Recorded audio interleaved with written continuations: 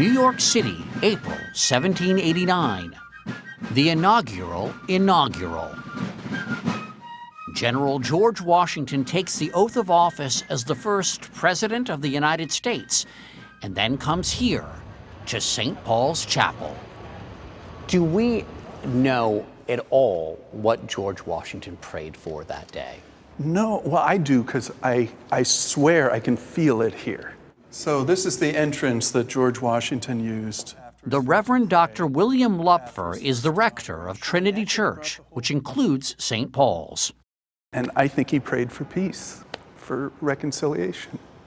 You can just feel it here. What else would he have done, right?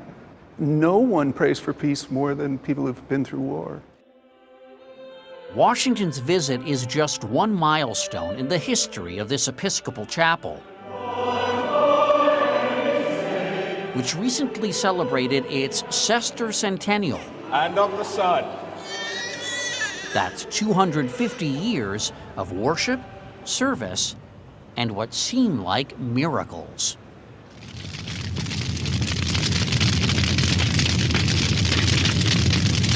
In 1776, during the American Revolution, the Great Fire of New York destroyed 1/3 of the city.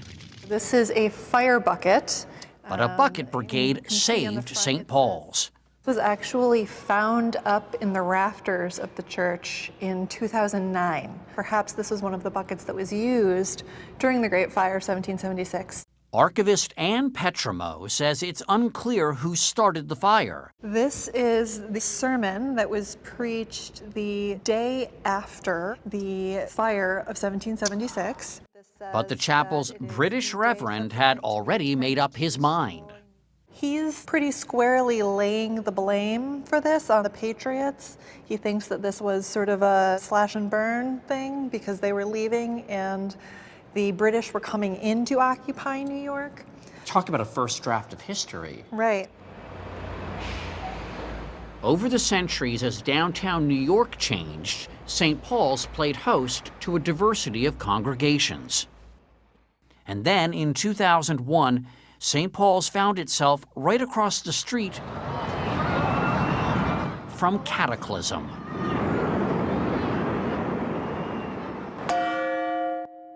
But the chapel at Ground Zero, as it came to be known, survived with only a broken window.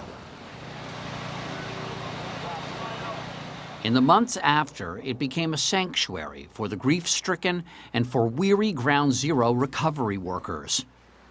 So, Mo, this is our 9/11 Chapel of Remembrance.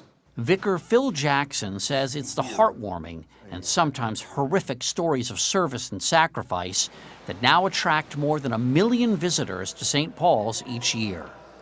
One story that I heard is that the upper gallery was lined with Timberland boots that had been donated by the company, because if you came to work here to do a shift at Ground Zero, by the end of your shift, the soles would have melted.